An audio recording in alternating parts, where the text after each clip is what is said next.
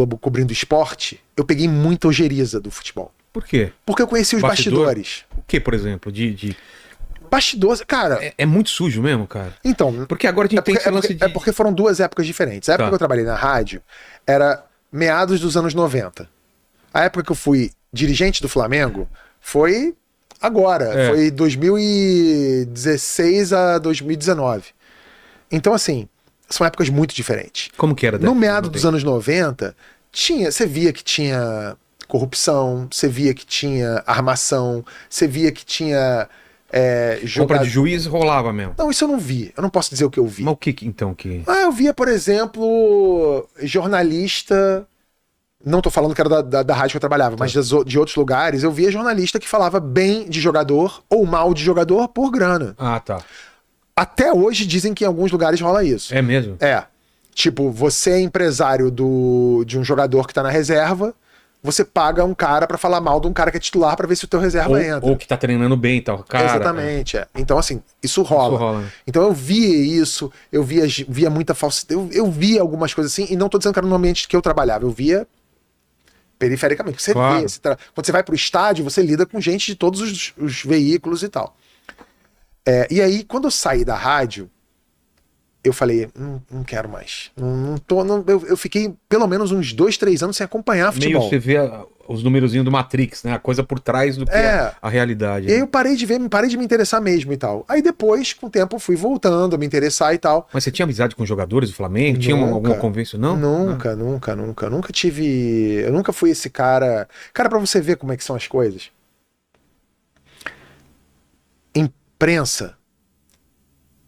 Imprensa esportiva é muito... A qualidade da imprensa esportiva é muito menor do que a qualidade da imprensa que cobre, por exemplo, política. Tá. Assim, você vê muito menos preparo. Porque eu acho que as pessoas consideram o esporte uma editoria menos exigente, menos nobre. Não estou generalizando, evidentemente. Há jornalistas esportivos fabulosos, gente muito séria, muito boa. É a maioria, inclusive. Mas tem uns caras que você fala assim, cara, como é que esse cara tá empregado? Como é que esse cara fala uma merda dessa? Então, eu vi muita coisa. Eu vi, por exemplo, depois quando eu virei dirigente do Flamengo, e só pra fazer, não pular parei de ligar pra futebol, virei dirigente do Flamengo, é que eu tava vivendo minha vida, eu tinha 2 filhos pequenos, e meu filho menor, o Leonardo, ele é fascinado por futebol, ele ama futebol. E ele, quando ele tava com 5, 6 anos, eu recebi um convite para ser vice-presidente de comunicação do Flamengo. E eu pensei no Léo. Eu falei assim, cara, vai ser legal, porque se eu topar fazer esse trabalho, eu vou inserir o Léo nesse lugar, eu vou levar ele para ver jogo, eu vou visitar o clube com ele, e vai ser bom para ele. E fiz isso pelo Léo. Óbvio que quando eu cheguei no Flamengo, era uma zona, uma bagunça. Tipo, a área de comunicação do Flamengo não tinha rede social. Nossa. O Santos tinha 10 vezes mais inscritos no canal de YouTube do que o Flamengo. O Flamengo não olhava pro Facebook, Instagram, Twitter, nada. O cara antigo da rede social, da comunicação do Flamengo, que aliás é o atual, ele era um cara que dava mais preferência para atender jornalista de rádio e de jornal impresso. Falava assim, gente, pelo amor de Deus. A gente conseguiu revolucionar a comunicação do Flamengo. Eu trouxe o Ricardo Taves, que tá no Gold, inclusive, que na época era do Corinthians, para fazer as redes sociais do Flamengo. Chamei o Arnaldo, que fazia o canal do Palmeiras de vídeo e era o melhor que tinha na época, trouxe ele pro Flamengo. A gente fez um dream team ali de comunicação e, porra, bombou. A gente ficou com mais audiência que Barcelona. Caramba. A gente tinha mais audiência. A gente ficou em 3º lugar no mundo. A gente só perdeu no esporte, tá? A gente só perdeu pro Manchester City, que tinha acabado de contratar o Guardiola, e o Real Madrid. Era um negócio desse. A gente ficou em primeiro. A gente passou todos os times da NBA. Era uma doideira assim o que a gente fez com o Flamengo. Porque tem torcida pra caralho. É uma loucura. E no Brasil inteiro, né? E no Brasil inteiro. Mas, por exemplo, eu lembro que como a gente chegou lá no Flamengo, a gente mexeu em vesperos, porque você chega lá, aí tem o cara, a empresa que faz um serviço para comunicação, um serviço X, é do amigo, do primo, do papagaio, do cara que é da torcida organizada tal. Aí eu ia lá e cortava esse contrato, não quero. Ah, mas como assim vai pegar mal? Eu falei, foda-se, eu não quero. Não vai ter coisa de favor aqui. Tirava. Aí tirava, sabe o que acontecia? Vem a jornalista na semana seguinte dizer assim,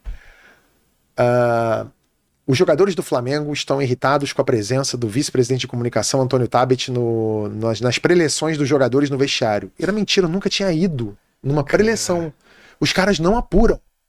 Não apuram. Então chega alguém lá e liga e fala assim, ô fulano, só pra você dizer que o jogador tal tá machucado. Tá? O cara dá na hora, ele não apura. É uma doideira. Porque virou a política do clique. Logo, eu tenho que dar o dinheiro, eu tenho que dizer, tem que gerar clique, tem que dar furo e vou fazer. E não apura. Então, é uma loucura isso. E eu soube, teve uma vez que um jornalista falou lá que tinha um jogador do Flamengo que estava dando migué no treino, porque o cara estava treinando devagar. E ele, depois me diziam que ele estava a serviço do empresário do reserva, que queria barrar o cara. Sim. Então, assim, é foda. Mas não me arrependo. Fiz esse trabalho durante 3 anos, ajudei o Flamengo, foi ótimo pro Léo, pra mim, pro Léo foi maravilhoso, mas eu saí com a certeza de que... Não dá pra voltar. Né? Não dá pra voltar nesses termos que dá pra voltar. Dá pra voltar um dia? Talvez eu volte. Mas hoje em dia o Flamengo tá aí na semifinal com o Corinthians da Copa do Brasil, mas já é um... Tite caiu. Tite caiu, entrou o Felipe Luiz. Eu amo o Felipe Luiz, acho ele, cara, 200%. Tomara que ele tenha êxito, ainda que ele não tenha sucesso agora, até o fim do ano como treinador, eu acho que ele é uma instituição do Flamengo, ele tem que ficar no Flamengo. Ele precisa ficar lá como comissão técnica permanente, como um diretor de futebol, alguma coisa. Ele se eu fosse presidente do Flamengo, o Felipe Luiz tinha um lugar pra ele lá.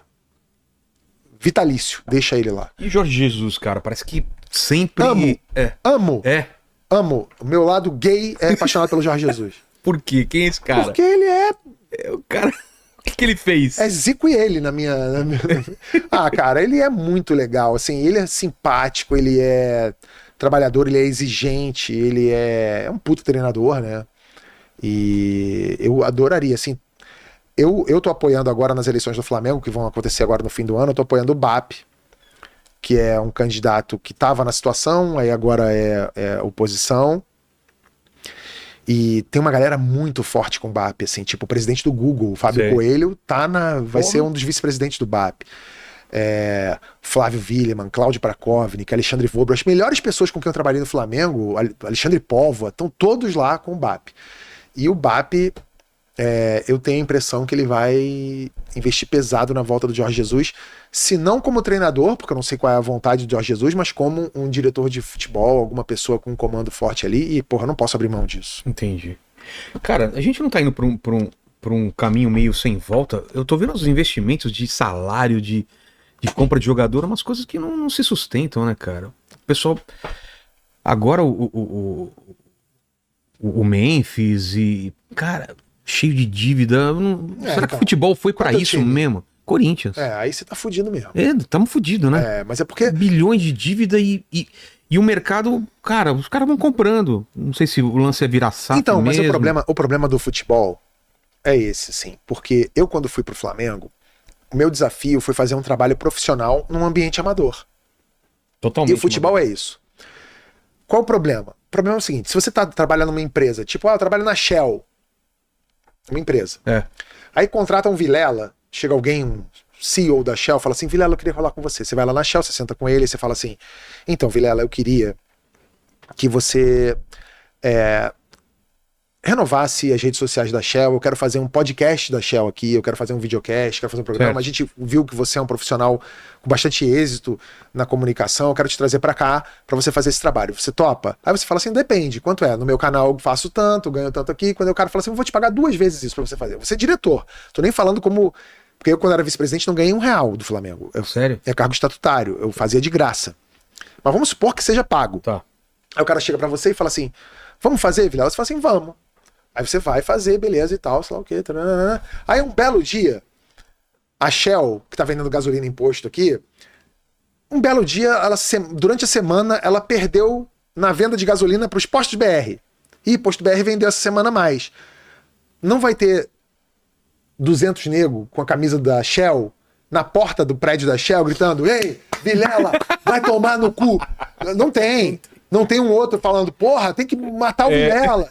Não existe isso. Queimando o carro. E aí o ambiente de futebol é uma doideira. Então, assim, E é uma doideira justamente porque não é profissional do início ao fim, deveria ser. Eu, quando fui vice-presidente de vice-presidente de comunicação do Flamengo, teve um diretor lá que assim, eu cheguei pra trabalhar, aí o cara da comunicação falou pra mim assim, cara, deu ruim hoje lá no CT. Eu falei, por quê? Aí ele, porque um cara do futebol lá queria proibir a gente de tirar foto dos jogadores sorrindo. Eu falei, como assim?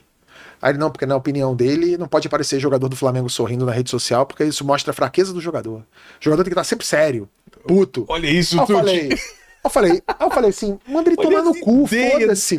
Porra, o cara não entende. E todo mundo quer se meter, porque todo mundo. Ou o cara é supersticioso, ou o cara é isso, ou o cara é aquilo. Então você imagina, por exemplo, o cara do Corinthians hoje, ele tá lá, ele tá entre a cruz e a espada. Porque ou ele corta da própria carne dele pra fazer o certo, que vai dar resultado daqui 4 anos. Daqui 4, 5 anos. Ou ele vai na rua e apanha com a filha dele em algum lugar, porque a torcida não tem paciência e não entende isso. O que deu certo no Flamengo foi que durante a gestão Bandeira, o Flamengo estava tão na draga, que durante a gestão Bandeira, assim, foi aquela coisa tipo tiririca, né? Pior que tá, não fica. E aí ficou 3 anos ali de Bandeira, Só consertando e assim, todo ano flertando com o rebaixamento. A torcida meio que falou, paciência, porque depois começou a dar resultado. Mas muitos dirigentes e muitos clubes não querem passar por isso. O cara quer o imediatismo. Ele quer falar assim, quer saber? Foda-se. Quanto é o Depay aí? É tanto? Então tanto, vambora. Eu não posso falar, eu seria leviano aqui, de dizer se o cara tá sendo irresponsável ou não. Mas, eu não sei se tem um patrocinador exclusivo que vai dar dinheiro pra sei lá o quê. Tá investigado aí também, né? O negócio de bet. Aí complica, né? Pensou, cara?